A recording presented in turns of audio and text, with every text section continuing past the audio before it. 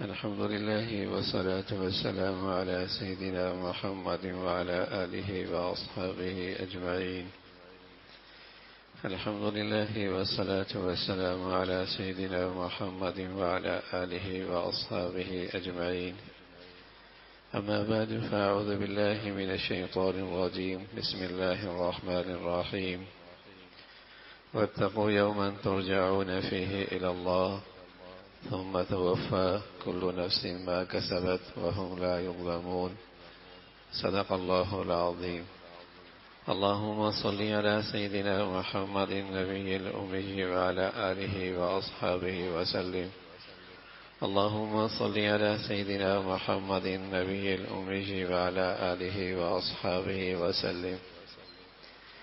میرے معزز مسلمان بزرگوں، عزیز بھائیوں اور امت مسلمہ کی مقدس ماں اور بہنوں،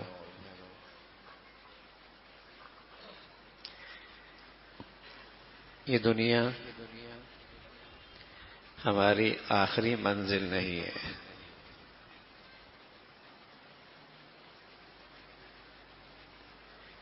یہ مسلمانوں کا عقیدہ ہے کہ یہ آخری منزل کا ایک چھوٹا سا مرحلہ ہے، ایک زندگی کا چھوٹا سا مرحلہ ہے. یہ مسلمان کی زندگی کی آخری منزل نہیں ہے.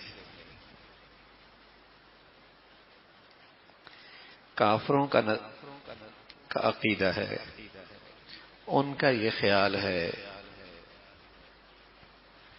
کہ ان ہی الا حیاتنا الدنیا نموت و نحیا، بس یہی زندگی، یہیں جینا یہیں مرنا.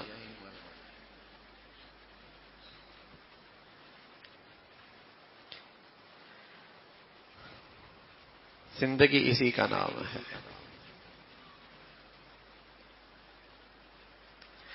آج دنیا میں کفر کا غلبہ ہے تو ان کی سوچ کا بھی غلبہ ہے،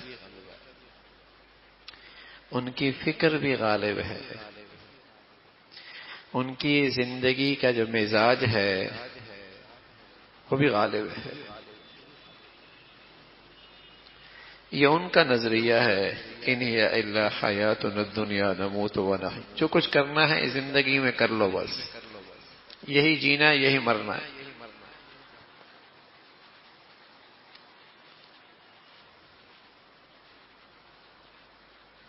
مسلمانوں کو یہ سبق اتنا یاد کرایا گیا کہ اس کی نماز کی ہر رکعت میں اس سبق کی یاد دہانی کرائی گئی.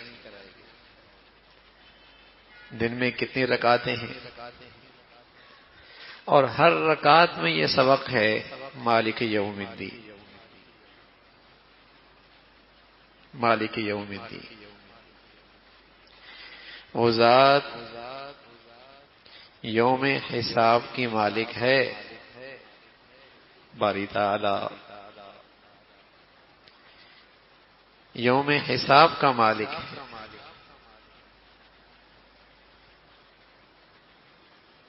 یہاں کوئی بادشاہ ہے، کوئی صدر ہے،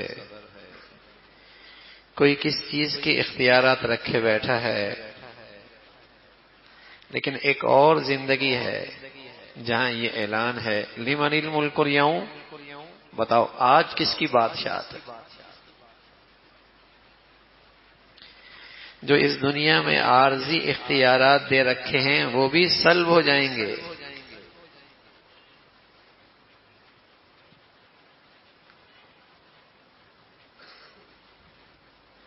جیسے یہ ماں کے پیٹ سے آیا ہے، اسی طرح یہ قبر کی پیٹ سے کھڑا ہوگا. ماں کے پیٹ سے آتی ہوئی کسی چیز کا مالک نہیں، وہاں بھی کسی چیز کا مالک نہیں. للہ الواحد القہار. وہاں سارے اختیارات، ساری بادشاہت ایک اللہ کی ہو. تو یہ سبق کتنا یاد کرایا گیا، کتنی ذہن سازی کی گئی. مالک یوم الدین، ایک اور دن ہے زندگی کا، ایک اور زندگی ہے اور اس کا نام ہے یوم حساب. جس دن اپنی زندگی کا یہ سارا مرحلہ تم نے پیش کرنا ہے، اور وہ کتنا بڑا ہے۔ وہ زندگی کی حقیقت کیا ہے؟ کأنہم یرونہا لم یلبثوا الا عشیۃ او ضحاہا۔ جب وہ زندگی کی وسعت دیکھے گا تو یوں لگے گا جیسے دنیا میں ایک شام اور ایک صبح ٹھہرا۔ لم یلبثوا الا عشیۃ او ضحاہا، یعنی یہ پوری دنیاوی زندگی چند گھنٹوں کی، یہ اللہ کا کلام ہے، یہ باری تعالیٰ کا ارشاد ہے، یہ اللہ کی بتائی ہوئی حقیقت ہے۔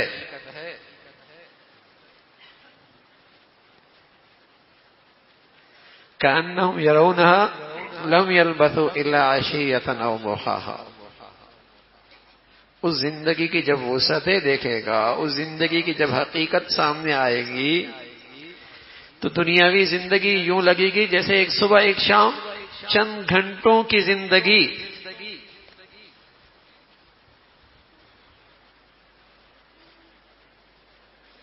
چند گھنٹوں کی زندگی۔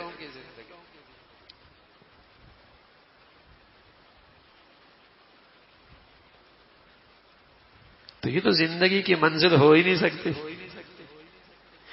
یہ تو ہماری آخری منزل ہو ہی نہیں سکتی، یہ چند گھنٹوں کی زندگی ہے۔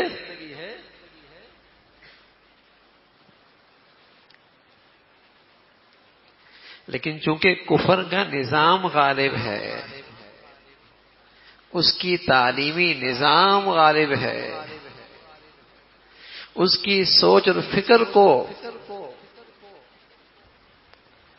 وسائل اور اختیارات کی طاقت حاصل ہے، تو عمومی ذہن یہ بن گیا جیسے یہی زندگی ہے،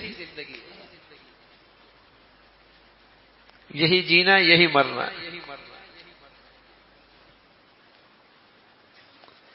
مسلمان کا اگرچہ یہ عقیدہ نہیں کہ یہی جینا یہی مرنا ہے، لیکن اس کا اتنا اثر مسلمانوں پہ ضرور ہے کہ مسلمان بھی آخرت کی زندگی سے غافل ہو گئے، یہ بھی فراموش کر بیٹھے۔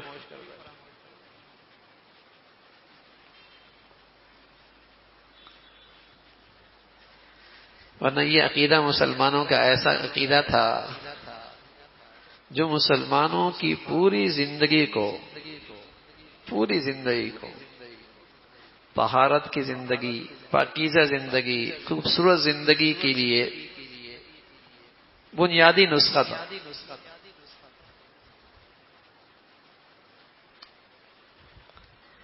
کہ اس عقیدے کے ساتھ مسلمان یا تو گناہ کرتا ہی نہیں تھا، اور اگر مسلمانوں سے کبھی گناہ ہو جاتا تو شرمندگی،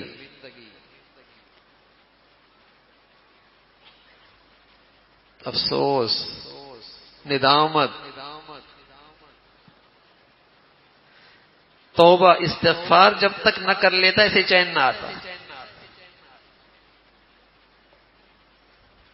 ایک خاتون پیارے رسول صلی اللہ علیہ وسلم کی خدمت میں آئی، کہنے لگے یا رسول اللہ طہرنی، مجھے پاک کر دیجئے، مجھ سے گناہ ہو گیا ہے، طہرنی، مجھے پاک کیجئے، مجھ سے گناہ ہو گیا ہے۔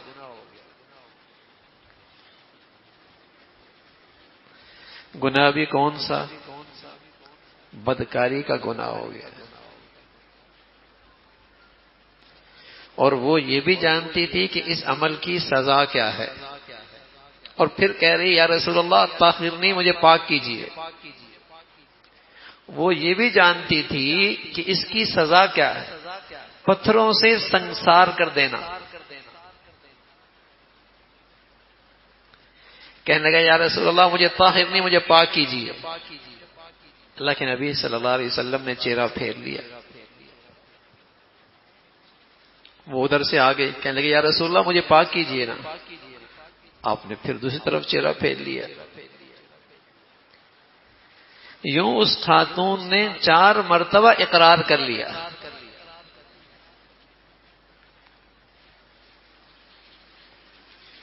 سبحان اللہ. وہ جانتی تھی کہ سزا کیا ہے، لیکن وہ بھی جانتی تھی کہ آخرت کے عذاب سے دنیا کی یہ سزا جھیلنا آسان ہے. وہ یہ بھی جانتی تھی. غلطی تو کر بیٹھی، گناہ تو ہو گیا،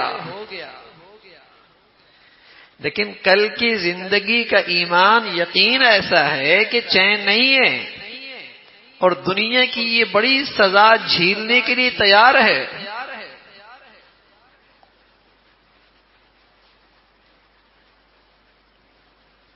یہ ہے مسلمانوں کی زندگی، کہ جب یہ مسلمانوں میں عقیدہ دلوں میں بیٹھ جاتا ہے، مسلمانوں کی زندگیاں پاکیزہ ہو جاتی ہیں. اور اگر غلطی ہو بھی جائے،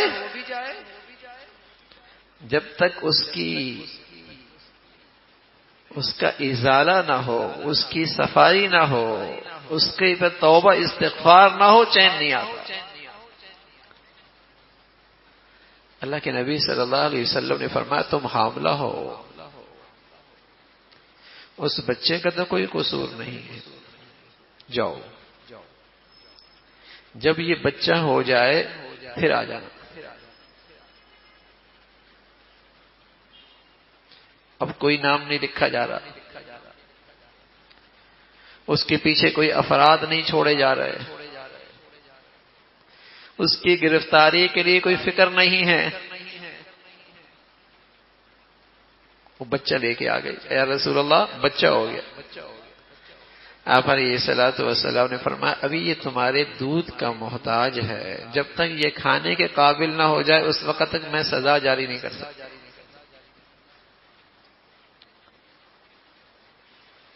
دودھ پلاتی رہی، مہینے گزر گئے، سال گزر گیا، 2 سال ہونے لگے. بچے کے ہاتھ میں لقمہ ہے، پھر بچے کو اٹھا کر حضور علیہ الصلوۃ والسلام کی خدمت میں آتی. جوش میں آ کر سزا کے لیے پیش کر دینا. جوش مہینوں میں ٹھنڈا ہو جاتا ہے. سال گزر گئے، سال سے اوپر ہو گیا، 2 سال ہونے کو آ گئے، پھر بچہ تو ماں کو کھینچا کرتا ہے،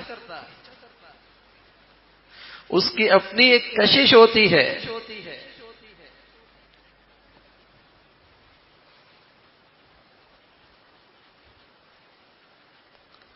لیکن یہ خاتون پھر آ جاتی ہے کہ یا رسول اللہ مجھ پہ سزا جاری کیجیے. سبحان اللہ. اللہ ہمیں اس آخرت کی زندگی پہ صحیح یقین نصیب فرما دے. آدمی کی زندگی بہت محتاط ہو جاتی ہے.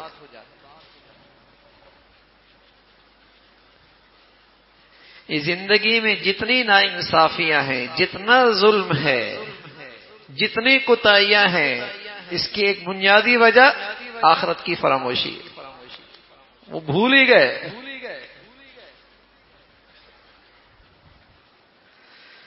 اللہ کے نبی صلی اللہ علیہ وسلم نے سزا جاری کروائی، اور سزا جاری کرانے کے بعد جنازے کی امامت کے لیے خود کھڑے ہو گئے.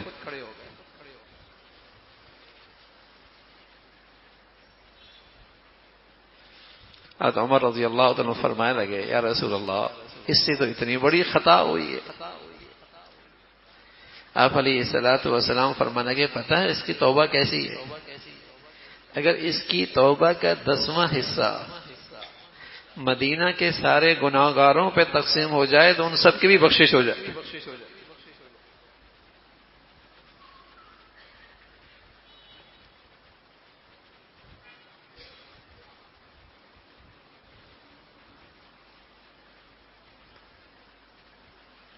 مالک یوم الدین. یہی سبق یاد کرایا گیا ہر نماز میں، ہر رکعت میں، کہ زندگی کی ایک اور منزل ہے، ایک اور مرحلہ ہے، ایک حساب و کتاب کا دن ہے. وہاں سفارش نہیں، وہاں تعلقات نہیں، وہاں رشوت نہیں، وہاں زور طاقت زبردستی نہیں، وہ صرف انصاف کا دن ہے۔ وَوَجَدُوا مَا عَمِلُوا حَاضِرًا وَلَا يَظْلِمُ رَبُّكَ أَحَدًا، جو کیا ہے آنکھوں کے سامنے آ جائے گا، کسی کے ساتھ ذرے کی بھی ناانصافی نہیں ہوگی۔ خلوتوں میں، تنہائیوں میں، تاریکیوں میں جو کچھ کیا سامنے آئے گا۔ یا ویلتنا ما لی ھذا الکتاب لا یغادر صغیرہ ولا کبیرہ الا احصاها، اماں کی نظروں سے اوجھل، ابا کی نظروں سے اوجھل، قانون کے دسترس سے دور، سب سے محفوظ، یہ ساری گندگی آنکھوں کے سامنے۔ یہ جو عقیدہ ہے یہ خلوتوں کو بھی روشن کر دیتا ہے، یہ تنہائیوں کو بھی پاکیزہ کر دیتا ہے، یہ چار دیواری کی جو رکاوٹیں ہیں اس کے اندر بھی آدمی پاک صاف ستھرا رہتا ہے۔ اور میرے عزیزو، یہ عقیدہ نہ رہے، کمزور ہو جائے، غفلت ہو جائے تو پھر مسلمان کہلانے والا بھی ویسی زندگی گزارتا ہے بدقسمتی سے جیسے کافروں کی زندگی ہوتی ہے۔ بس اوقات فرق ہی نہیں لگتا کہ اس میں مسلمان کون ہے، غیر مسلم کون ہے۔ دونوں کی ظاہری زندگی میں اتنا میل ہو جاتا ہے، فرق ہی نہیں لگتا۔ وہ آخرت پر ایمان نہیں رکھتا، یہ آخرت کو فراموش کر بیٹھا ہے، یہ بھی بھولے بیٹھا ہے۔ ورنہ اگر کسی سوسائٹی میں یقین ہو جائے کہ یہاں سزا جاری ہوتی ہے اور سزا قانون شکنی کی صورت میں سزا کا جاری ہونا یقینی ہے، کسی سوسائٹی میں، کسی ماحول میں اگر یہ تاثر پیدا ہو جائے کہ قانون شکنی کی صورت میں سزا یقینی ہے تو بتائیے وہاں کوئی قانون شکنی کرے گا؟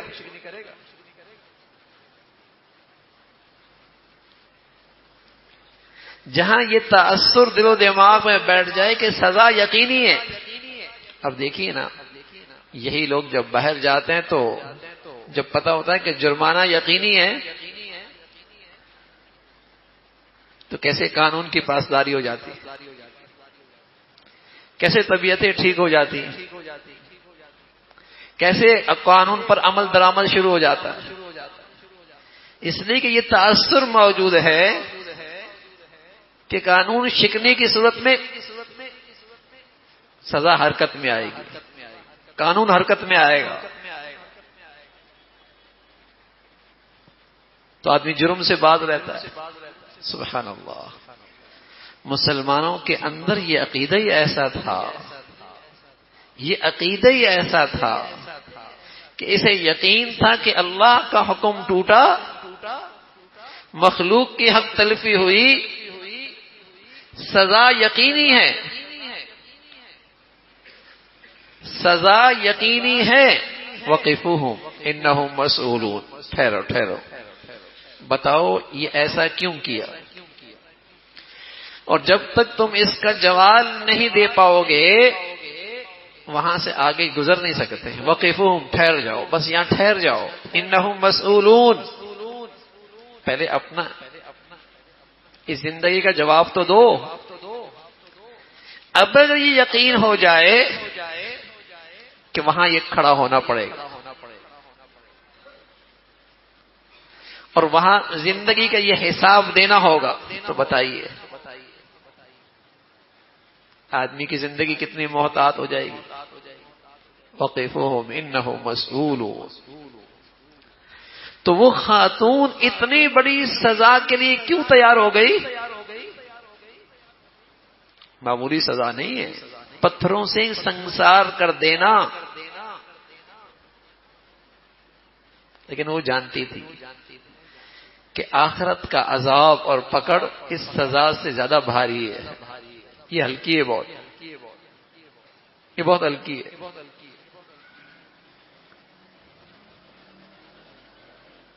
لیکن آج جو آخرت کی ذات پہ ایمان یقین نہ رہا، کیا کہتے ہیں میاں آخرت میں لے لینا حساب. کسی کا حق مارا، کسی سے ناجائز کیا، کسی کے ساتھ غلط کیا، کوئی تقاضے کرنے والا آئے تو کتنے آسانی سے کہہ دیتے میاں مرنے کے بعد نا، ٹھیک ہے مرنے کے بعد دے دوں گا. بڑی ضرورت ہے، بڑی ہمت ہے.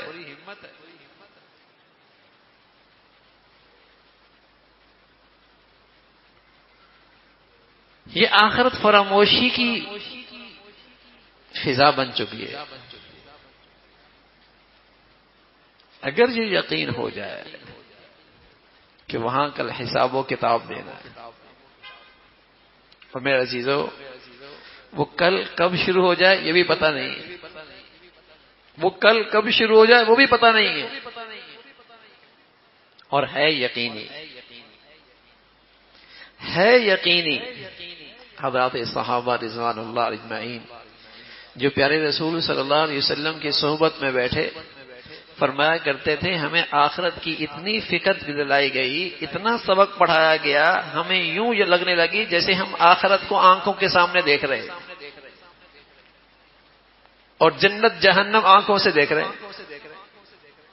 حضرت علی رضی اللہ تعالیٰ عنہ فرمایا کرتے تھے اگر جنت دائیں طرف کر لی جائے، جہنم بائیں طرف کر لی جائے تو میرے یقین میں ذرہ برابر بھی اضافہ نہیں ہوگا. مجھے بن دیکھے اتنا یقین ہے.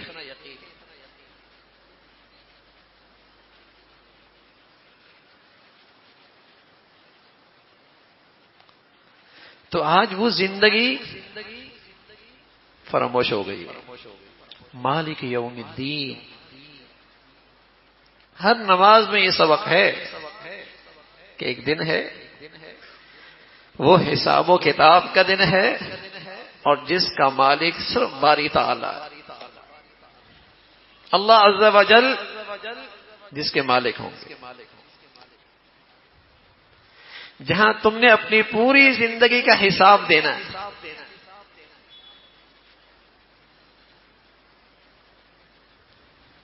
آج کے دور میں تو ہر چیز محفوظ ہو جاتی ہے، الفاظ محفوظ ہو جاتے ہیں، باتیں محفوظ ہو جاتی ہیں، سب چیزیں ریکارڈ میں آ جاتی ہیں. لیکن جب یہ چیزیں نہیں بھی تھیں تو اللہ نے اس سے پہلے کہہ دیا تھا ما یلفظ من قول الا لدیہ رقیب عتید. جو تمہارے زبان سے منہ سے الفاظ نکلتے ہیں لکھنے والا تیار بیٹھا ہے، سب محفوظ کر لیتا ہے.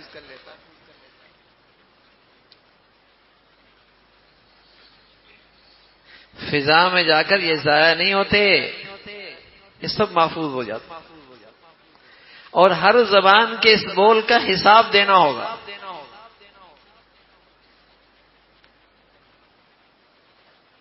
تمہارے اعضاء، تمہارے جوارح یہ خود کہیں گے ہم نے خلوت میں یہ کیا. وقالوا لجلودہم لم شہدتم علینا، یہ کہے گا ان اعضاء سے تمہاری لذت کی خاطر یہ سب کچھ کیا ہے اور تم ہی آج میرے خلاف گواہ. وقالوا لجلودہم لم شہدتم علینا قالوا انطقنا اللہ الذی انطق کل شیء. اس ذات کا حکم ہے جس نے اعضاء کو قوت گویائی دی ہے، زبان کے اندر قوت گویائی رکھی ہے، اسی ذات نے ہمیں بھی حکم دیا ہے. اعضاء بولیں گے خلوت میں، تنہائی میں، یہ کیا کرتا رہا سب بولے گا.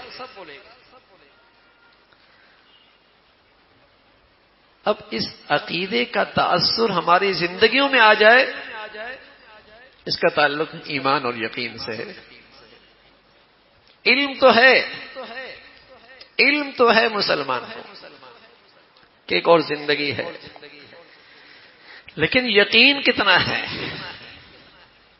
ایمان کتنا ہے. جیسے میں عرض کر رہا ہوں میرے عزیزو کہ جب یہ پتہ ہوتا ہے قانون شکنے کی صورت میں سزا یقینی ہے تو بتائیے کتنا آدمی محتاط ہو جاتا ہے، اپنی اولاد کو سمجھاتا ہے، اپنے بچیوں کو سمجھاتا ہے کہ قانون شکنی ہوگی، میری بھی عزت ہوگی، تمہیں بھی سزا ملے گی.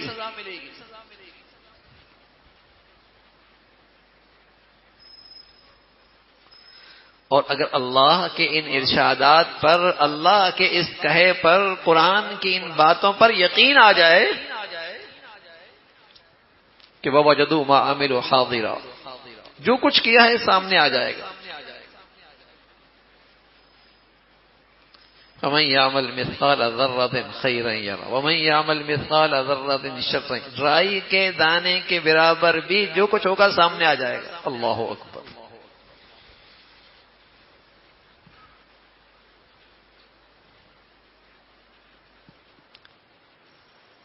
تو یہ عقیدہ ہے. علماء نے لکھا قرآن کی سب سے آخری آیت بھی یہ ہے وَاتَّقُوا يَوْمًا تُرْجَعُونَ فِيهِ إِلَى اللَّهِ. اس دن سے ڈرو جس دن تم نے حاضر ہونا ہے اور تمہارے سارے کیے کا حساب ہونا ہے. یہ سب سے آخری آیت ہے. اور سورہ فاتحہ جو قرآن کی پہلی سورت ہے وہاں بھی اسی کا ذکر ہے، مالک یوم الدین، مالک یوم الدین، مالک یوم الدین. یہ تمہاری آخری منزل نہیں، یہی تمہارا جینا مرنا نہیں، تمہاری زندگی کی انتہا بس یہیں تک نہیں. ایک اور دن ہے جو حساب و کتاب کا دن ہے، اور وہ اس کی بڑی حقیقت ہے، اس کی بڑی وسعتیں، اور اتنی وسعتیں ہیں کہ تمہیں یہ ساری زندگی چند گھنٹوں کی سی لگے گی.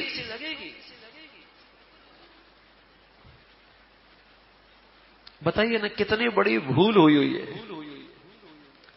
بتائیے کتنی بڑی غفلت ہو چکی ہے کہ ان چند گھنٹوں کے لیے ہے زندگی، اور یہی ہماری زندگی کا مقصد کہ ان چند گھنٹوں کو سنوارنا ہے. یہاں عزت مل جائے، یہاں واہ واہ ہو جائے، یہاں خوشحالی مل جائے، یہاں نعمتوں کی فراوانی ہو جائے، یہاں عیش و عشرت ہو جائے. ساری زندگی ان چند گھنٹوں کے سنوارنے کے لیے. بتائیے اس سے بڑی کوئی ندامت، اس سے بڑی حماقت ہوگی؟ چند گھنٹوں کی خاطر ساری زندگی، نہ صرف یہ کہ اپنی زندگی، اپنی اولاد کی زندگی بھی ان چند گھنٹوں کے لیے. یہ سب کچھ کوئی کافر کرے تو سمجھ میں آتا ہے، اس لیے کہ ان کا عقیدہ ہے، ان کا نظریہ ہے کہ یہی جینا ہے، یہی مرنا ہے. لیکن مسلمان کی زندگی کی روش بھی یہی ہو، اور یہ بھی ان چند گھنٹوں کی زندگی کی خاطر سب کچھ گزار دے،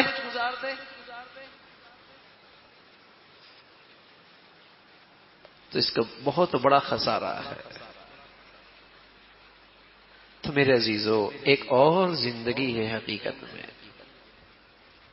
اور اس زندگی کے اندر کیا کیا ہے، کیسا کیا ہے، اس کا حساب دینا ہے.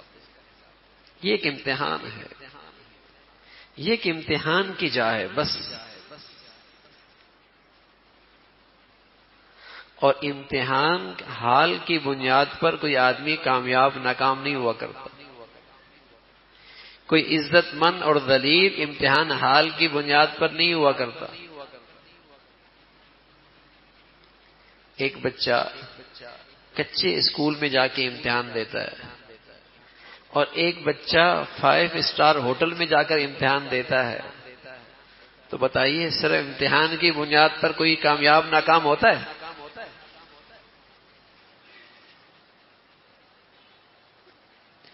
کہ چونکہ بھائی وہ 5 اسٹار میں جا رہا ہے اس لیے وہ کامیاب ہے، اور چونکہ بھائی یہ ایسے جگہ امتحان دے رہا ہے جہاں سہولیات میسر نہیں، یہ ناکام ہے. نہ رزلٹ کی بنیاد پر نتیجہ کیا آتا ہے. تو میرے عزیزو، یہاں کوئی جھونپڑی میں رہے، کوئی کوٹھی میں رہے، کوئی سائیکل پہ گزارا کرے، کوئی گاڑی پہ گزارا کرے، کوئی زرق برق پہنے، کوئی پھٹے پرانے پہنے، یہ سب امتحان حال کی سہولیات ہیں. ان بنیاد پر کوئی آدمی کامیاب ناکام نہیں ہوا کرتا. پتہ چلے گا جب نتیجہ آئے گا.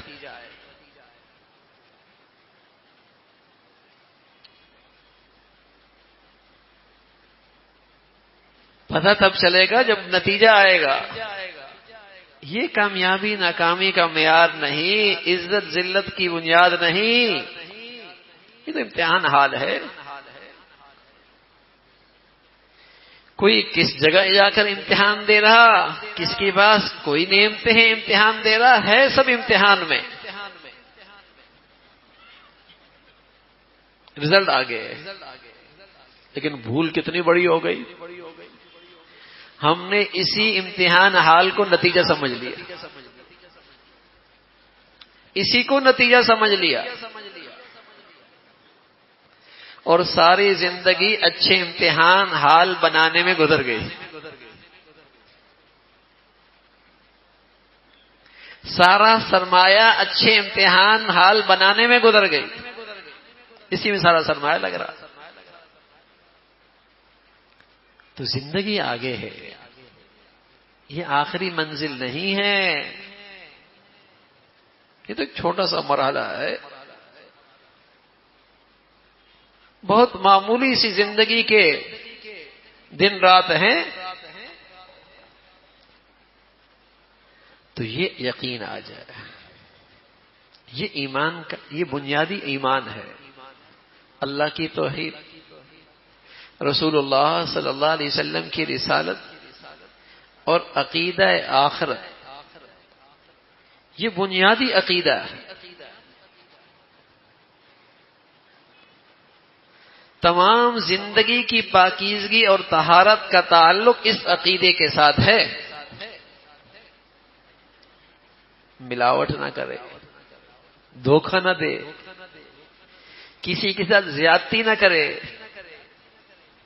کسی کی زمین پہ ناجائز قبضہ نہ کرے، کسی کا مال نہ ہتھیائے.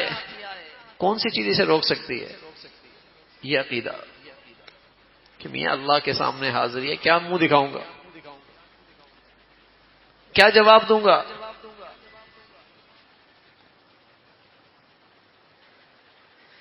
تو ساری زندگی میں پاکیزگی آ سکتی ہے، تقویٰ آ سکتا ہے اس عقیدے کے ساتھ. یہ عقیدہ کیسا ہے؟ دوسری چیز، ایک تو زندگی پاکیزہ ہو جائے گی، صاف ستھری ہو جائے گی اگر یہ عقیدے کا استحضار پیدا ہو جائے.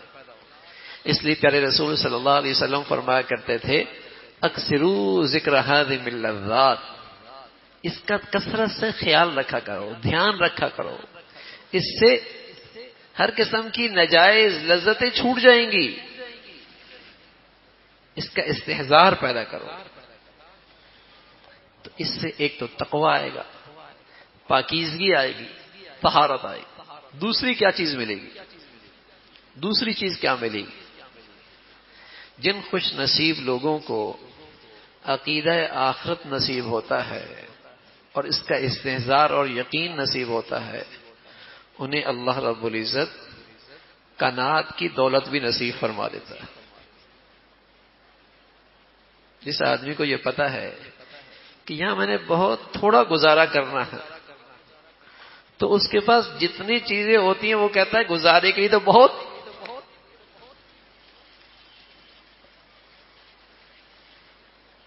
گزارے کے لیے تو بہت. وہ حرص کی چنگاری سے محفوظ رہتا ہے، حرص کی آگ سے محفوظ رہتا ہے. اللہ اسے قناعت اور شکر کی دولت نصیب فرما دیتا ہے. اس لیے پیارے رسول صلی اللہ علیہ وسلم فرمایا کرتے تھے، میری امت میں فساد کی جڑ، میری امت میں فساد کی جڑ طول العمل، لمبی لمبی امیدیں.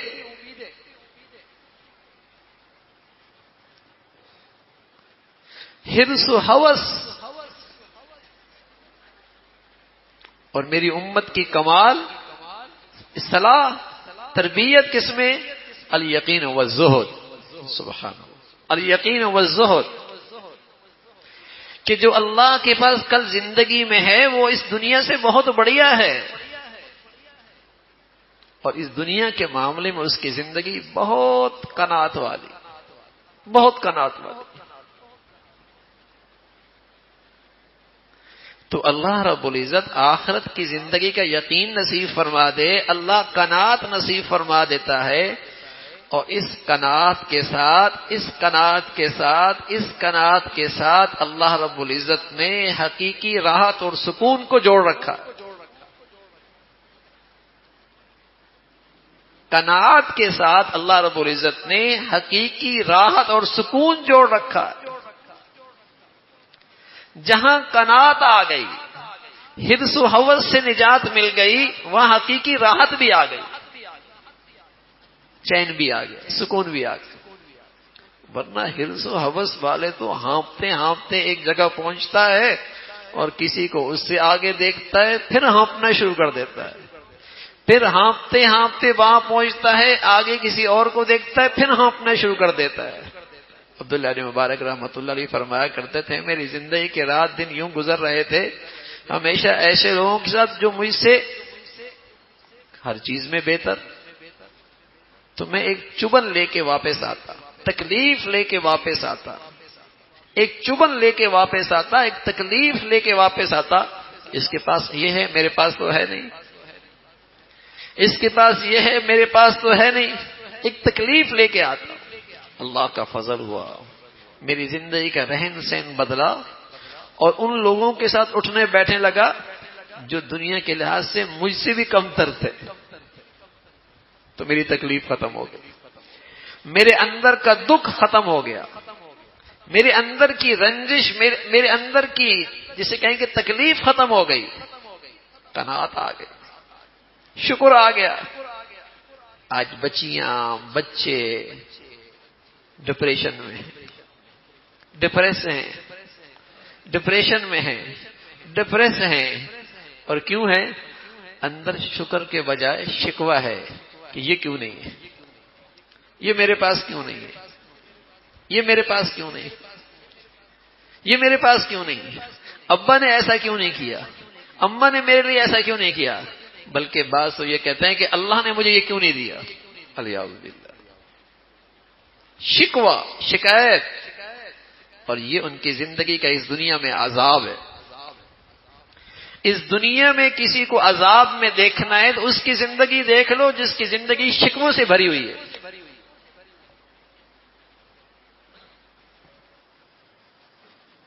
اس دنیا کے عذاب میں مبتلا، ڈپریشن میں، ڈپریشن اور ڈپریس کہاں ہوتا ہے؟ جہاں یہ ہوتا ہے کہ یہ مجھے کیوں نہیں ملا، مجھے یہ ملنا چاہیے تھا، قد چھوٹا ہے، خوبصورتی میں کمی ہے، بال بہت گر رہے ہیں، جسم بہت بڑھ گیا ہے، آمدنی بہت تھوڑی ہے، اولاد نہیں ہو رہی ہے، صرف بیٹیاں موجود ہیں، نہ جانے کتنی مصیبتیں اس نے پال رکھی ہیں، اور ایک یہ ہے کہ اللہ نے جو دے رکھا ہے لاکھوں سے اچھا دے رکھا۔ آنکھ تو دیکھ رہی ہے، زبان تو بول رہی ہے، کان تو سن رہا ہے، بتائیے ان میں سے ہر ایک نعمت کی کیا قیمت ہے؟ کروڑوں، اربوں، کھربوں، اتنی بڑی دولت اس کے ہاتھ میں ہے، لیکن اس شکوے کرنے والوں کو یہ نعمتیں نظر کہاں آتی ہیں؟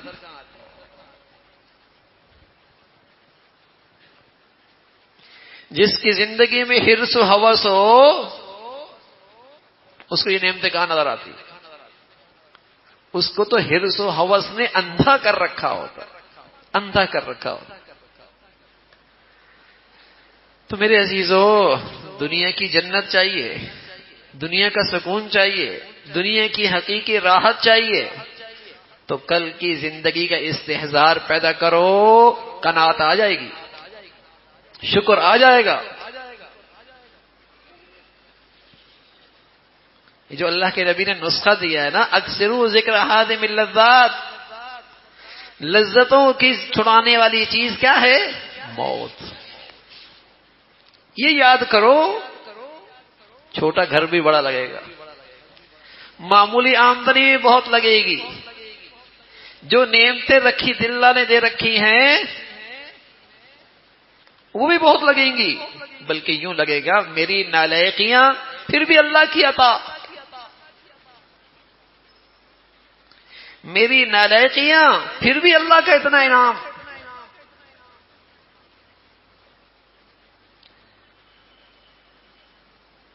تو یہ آخری منزل نہیں، لیکن اس پہلے مرحلے کو بھی خوشگوار بنانا ہے، اس چھوٹے سی زندگی کے مرحلے کو خوشگوار بنانا ہے، راحت کی حقیقت لینی ہے، سکون کا مزہ لینا ہے، تو پھر قناعت ہے۔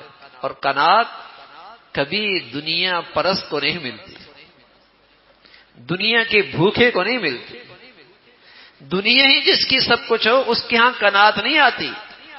قناعت انہیں نصیب ہوتی ہے جنہیں ہر وقت استحضار اور دھیان ہو کہ یہ زندگی کا سفر ہے کتنے دن کا، یہاں رہنا کتنا ہے۔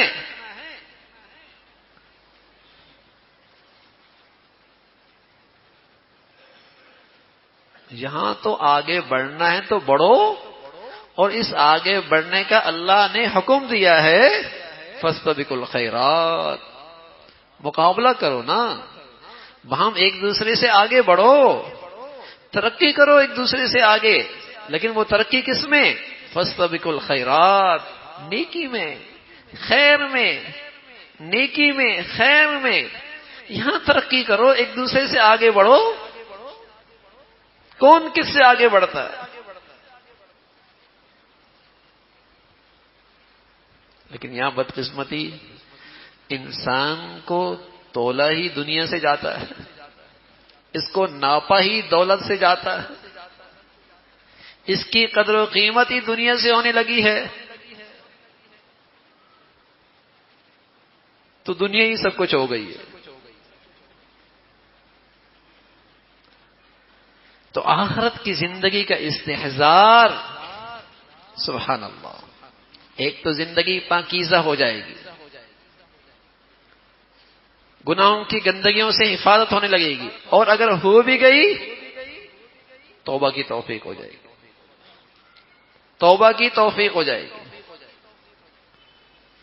کہ اللہ کے سامنے حاضری ہے، حساب و کتاب ہے، اور وہاں سزا کا جاری ہونا یقینی ہے، کوئی رکاوٹ نہیں، نہ رشوت، نہ تعلقات، نہ زور زبردستی، سزا مجرم ہی کو ملے گی۔ یود المجرم لو یفتدی من عذاب یومئذ ببنی وصاحبتی واخی وفصیلتہ التی تؤوی ومن فی الارض جميعا ثم ینجی کلا انہا لظی، کلا انہا لظی۔ مجرم چاہے گا اولاد لے لو، اسے میرے بدلے میں جہنم میں جھونک دو، میرے بال بچوں کو جھونک دو، میرے گھر والوں کو جھونک دو، سبھی کو جھونک دو جہنم میں، مجھے بچا لو۔ فرمایا کلا، ایسا نہیں ہے، یہاں مجرم ہی کو سزا ملے گی، یہاں سزا مجرم کو ہوگی۔ تو اگر سزا پہ یقین آ جائے کہ کل کی زندگی میں آج کے جرم کی سزا یقینی ہے، تو بتائیے آدمی کی زندگی کتنی محتاط ہو جائے گی، کتنی پاکیزہ ہو جائے گی۔ اور ساتھ میرے عزیزو، اللہ رب العزت اس زندگی کے استحضار کے بدولت قناعت کی دولت نصیب فرما دے، شکر کی دولت نصیب فرما دے۔ آج زندگیاں نہ شکری سے بھری پڑی ہے نا، آج زندگیاں ہرس و ہوس سے بھری پڑی ہے، اس لیے کہ جہاں ہرس و ہوس ہوتا ہے نا وہاں حسد ہوتا ہے، وہاں حسد ہوتا ہے، اور جہاں ہرس و ہوس ہوتا ہے وہاں تعلقات میں کشیدگی شروع ہو جاتی ہے، وہاں عداوتیں شروع ہو جاتی ہیں، وہاں نفرتیں شروع ہو جاتی ہیں۔ اور بتائیے آج ہمارا معاشرہ عداوتوں کا شکار ہے، نفرتوں کا شکار ہے، ٹوٹ پھوٹ کا شکار ہے، اس لیے کہ ہرس و ہوس ہے۔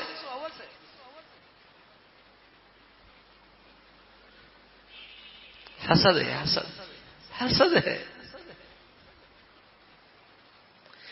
تو بھائی یہ زندگی مسلمانوں کی سی نہیں ہے. مسلمانوں کی زندگی تو آخرت کی تیاری کے لیے ہوا کرتی ہے، اور آخرت کی تیاری کرنے والوں میں باہمی حسد نہیں ہوا کرتا. وہاں حسد نہیں ہوا کرتا.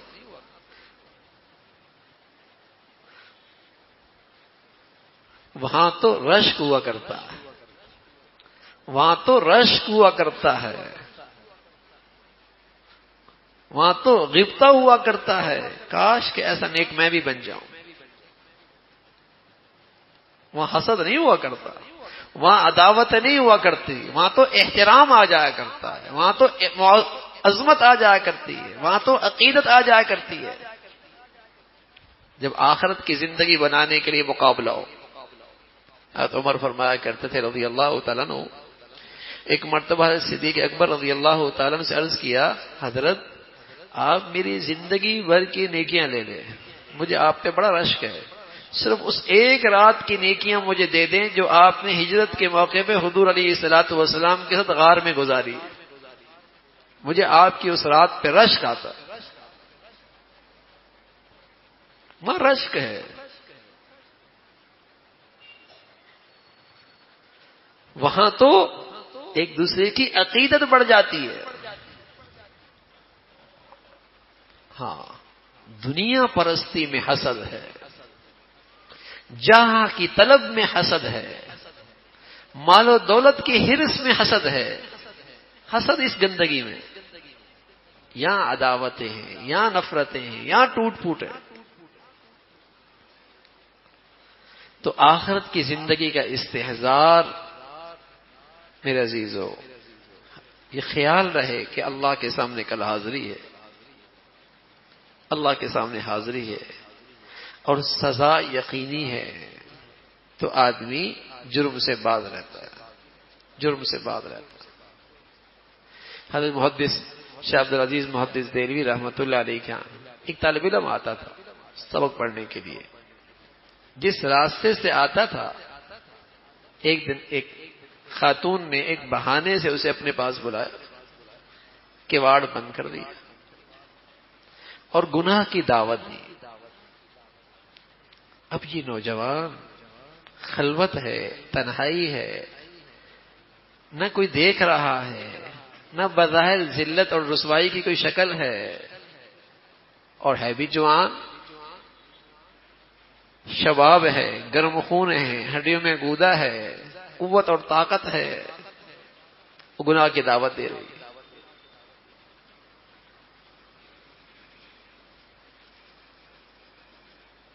اب اس خلوت میں آدمی پاکیزہ رہے، کیسے رہ سکتا ہے؟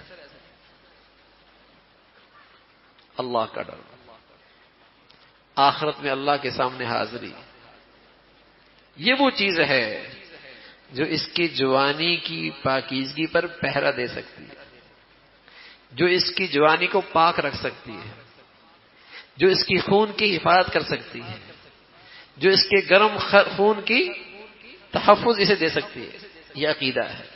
اللہ دیکھ رہا. اس سے کہنے لگا مجھے قضاء حاجت کے لیے جانے دو، میں وہ پہلے قضاء حاجت کر لوں. اب جب اندر گیا تو اندر پڑی ہوئی گندگی کپڑوں پہ مل لی، گندگی مل لی. اب جب باہر نکلا تو گندا اس نے دھکا دے کر باہر نکال دیا. سبحان اللہ. ظاہر تو گندا کر لیا، اپنا باطن گندا نہیں ہونے دیا.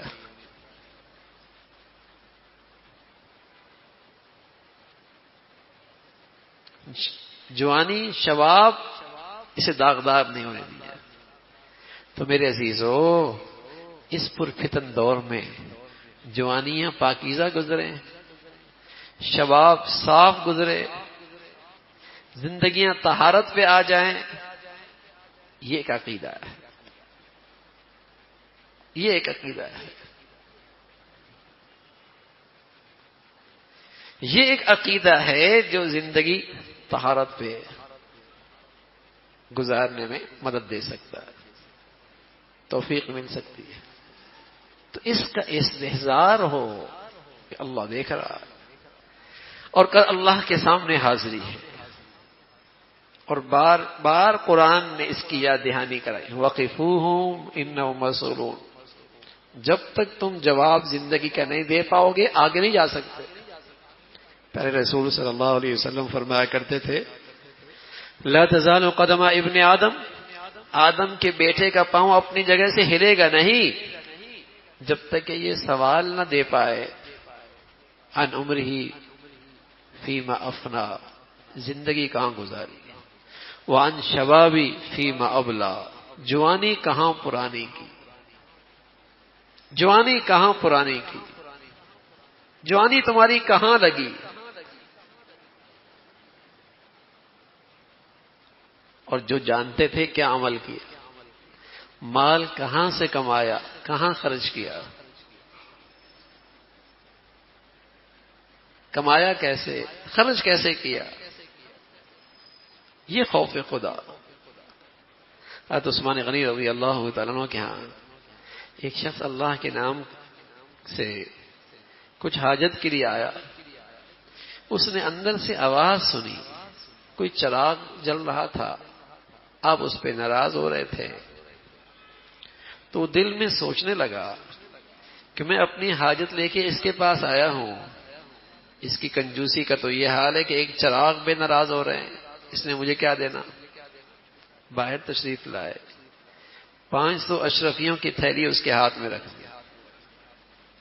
وہ حیرت سے کہنے لگا میں تو کچھ اور سوچ رہا تھا لیکن آپ کا معاملہ بالکل ہی اس کے برعکس ہے. تو آپ فرمانے لگے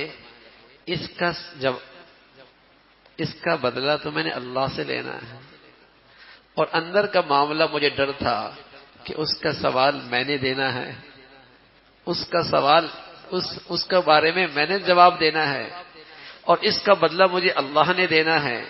اس لیے وہاں احتیاط کر رہا تھا کہ کل قیامت میں اسراف کے بارے میں پوچھو گے تو کیا جواب دوں.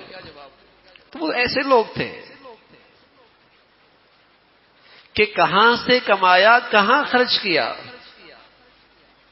اپنی ذات میں محتاط، اللہ کے نام پہ بڑے سخی، اللہ کے لیے بڑے سخی، اپنی زندگی کے بارے میں محتاط.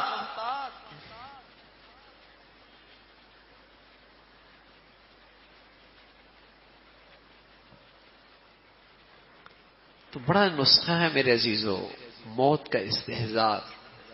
اس لیے ہمارے بزرگ جب کوئی آدمی اصلاح کے لیے حاضر ہوتا تو اس کی اصلاح کے لیے ایک عمل یہ بھی بتاتے کہ رات کو سونے سے پہلے یا دن میں کسی وقت اکیلے بیٹھ کر اپنے جانے کا مراقبہ کر لیا کرو، اپنے موت کا استحضار بھی کر لیا کرو کچھ دیر بیٹھ کر. پتہ نہیں صبح ملتی ہے نہیں ملتی، پتہ نہیں شام ہوتی ہے یا نہیں ہوتی، پتہ نہیں کل آتا ہے یا نہیں آتا. اور اس حال میں اللہ بلا لے تو زندگی کیسی ہے. ایک نوجوان جس کو اللہ کا فضل ہوا اور زندگی بدلی اور اسے اپنی اصلاح کی فکر ہوئی، تو اس نے سوچا کہ اللہ والوں کے پاس جا کر پوچھتا ہوں کہ اگر تمہیں یہ پتہ چل جائے کہ تمہاری زندگی کا آخری دن ہے تو وہ کون کون سے عمل کریں گے تاکہ اچھے اچھے اعمال میرے سامنے بھی آ جائیں اور میں بھی وہ کرنے لگ جاؤں.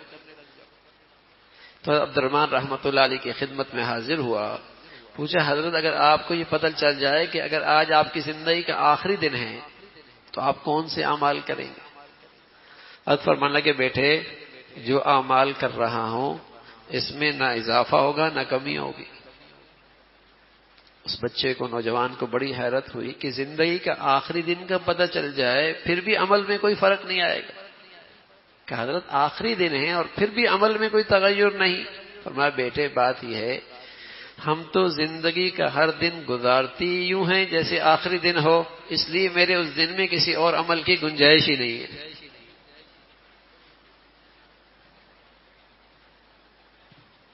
ہم تو دن گزارتی ایسے ہیں کہ شاید پھر زندگی کا دن ملے یا نہ ملے تو کسی عمل کی گنجائش ہی نہیں ہے. تو میرے عزیزو، اگر رات کو سونے سے پہلے پہلے دن بھر کی خطاؤں پہ سچی توبہ ہو جائے اور اس خیال سے کہ پتہ نہیں صبح اٹھیں یا نہ اٹھیں، اپنی کمیوں پر سچی ندامت ہو جائے، اگر یہ روز کا معمول بن جائے۔ حکیم الامت تھانوی رحمۃ اللہ علیہ فرمایا کرتے تھے، اصلاح کا اتنا اس سے آسان نسخہ نہیں ہو سکتا۔ حضرت فرمایا کرتے تھے، اصلاح کا اور تربیت کا اس سے آسان نسخہ نہیں ہو سکتا، آخرت کی تیاری کا اس سے آسان نسخہ نہیں ہو سکتا کہ رات کو سونے سے پہلے روزانہ سچی توبہ کریں اور کیے پر ندامت اور شرمندگی اللہ کے سامنے پیش کر دیں۔ اچھا، شیطان یہ کرنے نہیں دے گا، اس لیے کہ اس کی محنت ضائع ہوتی ہے، اس کی ساری محنت ضائع ہوتی ہے۔ خیال اور وسوسہ ڈالتا ہے کہ میاں تو نے پھر گناہ کرنے ہیں، توبہ کائے کل، کل تو نے پھر غلط کرنا ہے، توبہ کائے کی۔ لیکن اس کے خیال جھٹک دیے جائیں اور اس خیال سے کر لے کہ ہو سکتا ہے کل ہو ہی نہیں،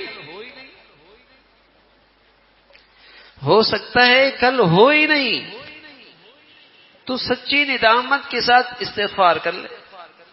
حضرت فرمایا کرتے تھے، دو باتوں میں سے ایک بات ضرور حاصل ہو جائے گی، دو باتوں میں سے ایک بات ضرور حاصل ہو جائے گی، یا تو زندگی گناہوں سے پاک ہو جائے گی، یا یہ ہے اگر موت آ بھی گئی تو صرف ایک دن کے گناہ رہ جائیں گے نا، اللہ ویسے ہی معاف فرما دے گا۔ بتائیے بھائی، آخرت کی تیاری کا اس سے بھی آسان نسخہ ہو سکتا ہے؟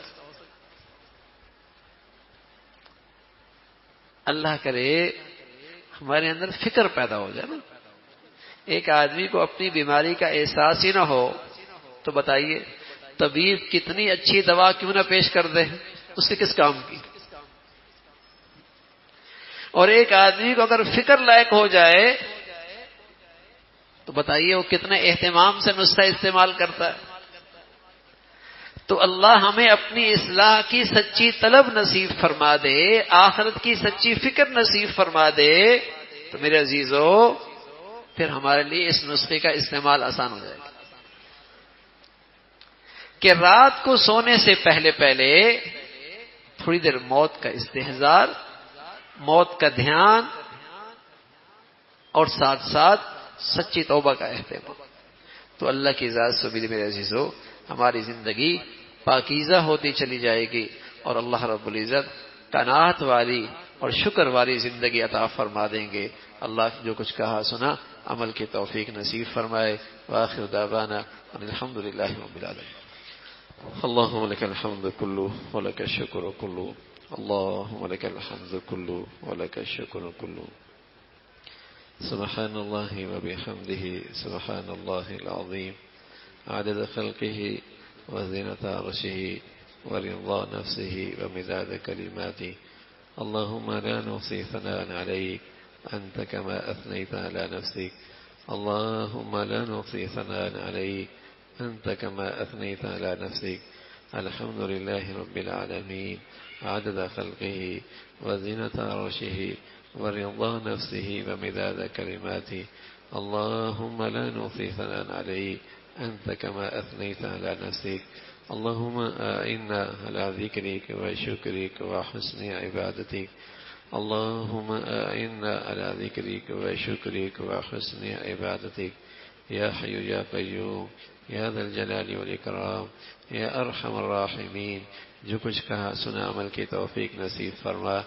اے مولا کریم، ایمان والی، عافیت والی، صحت والی زندگی عطا فرما۔ اے اللہ اپنی پسند کا جینا نصیب فرما۔ اے اللہ اپنی پسند کا جینا نصیب فرما۔ اے اللہ اپنی موت کا ہمیں استحضار نصیب فرما۔ اے اللہ آخرت کی سچی فکر نصیب فرما۔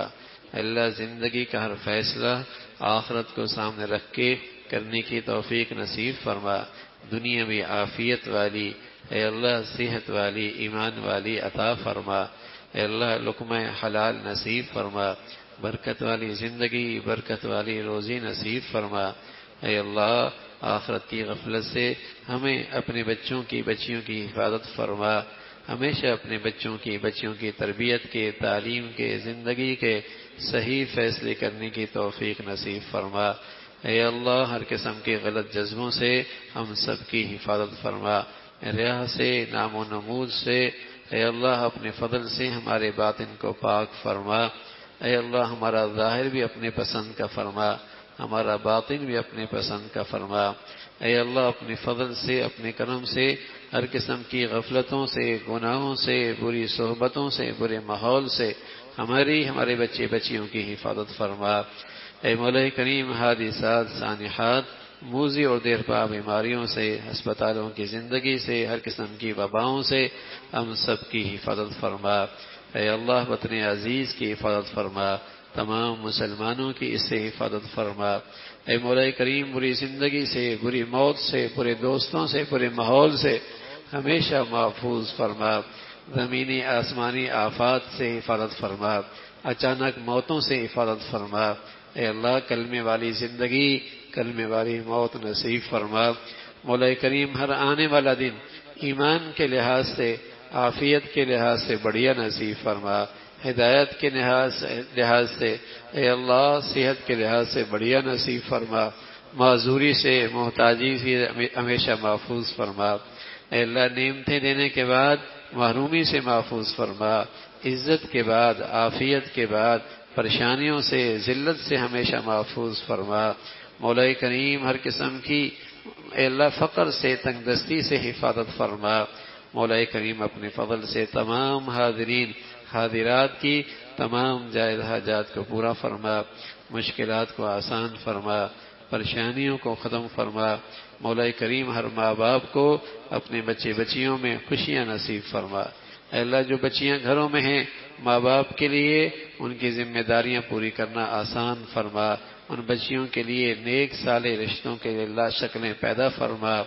اے اللہ جو بچیاں گھروں میں جا چکی ہیں ان کے گھروں کو محبت اور تقوی سے آباد فرما، ٹوٹ پھوٹ سے ہمارے گھروں کو محفوظ فرما، بدگمانیوں سے ہماری زندگیوں کو محفوظ فرما۔ اے اللہ ہر قسم کی عداوتوں سے، انتشار سے اے اللہ اپنے فضل سے ہمارے گھروں کو محفوظ فرما، ہمیں محبتوں والے گھرانے نصیب فرما، ایمان والی زندگی ہمیں عطا فرما۔ اے اللہ اپنے فضل سے ہمیں اپنے گھروں کا ماحول 100% دین کے مطابق ڈھالنے کی ہمت اور توفیق نصیب فرما۔ اے اللہ ساری امت مسلمہ کے حال پہ رحم فرما، دنیا بھر کے مظلوم مسلمانوں کی مدد اور نصرت فرما۔ اے اللہ دین کی خدمت کی جتنی شکلیں ہیں جو تیرے ہاں مقبول ہیں سبھی کی حفاظت فرما، کام کرنے والوں کی مدد اور نصرت فرما، مساجد کی، مدارس کی، مکاتب کی، علماء کی حفاظت فرما۔ اے اللہ وطن عزیز کو امن اور سلامتی کا گہوارہ بنا، اسے استحکام نصیب فرما، اسے اندرونی بیرونی خطرات سے محفوظ فرما۔ مولا کریم یہاں خیر کی اور بھلائی کی اور شرم و حیا کی جتنی قوتیں ہیں انہیں غلبہ نصیب فرما، اور شر کی اور برائی کی اور بے حیائی کی جتنی طاقتیں ہیں اے اللہ انہیں نیست و نابود فرما۔ مولا کریم ہمارے ملک میں ایمان ہدایت کی فضاؤں کو عام فرما، ہماری زندگیاں صلاحیتیں وسائل اس کے لیے قبول فرما۔ اللہ مسلمانوں کو رنگ نسل وطن علاقے فرقوں کی بنیاد پر نفرتوں کی جتنی شکلیں ہیں مسلمانوں کو اس سے محفوظ فرما۔ اے اللہ اہل اسلام کو ایمان اسلام کی بنیاد پر باہمی اتفاق و اتحاد نصیب فرما۔ ربنا تقبل منا انك انت السميع العليم وتب علينا انك انت التواب الرحيم وصلى الله على سيدنا محمد وعلى آله واصحابه اجمعين برحمتك يا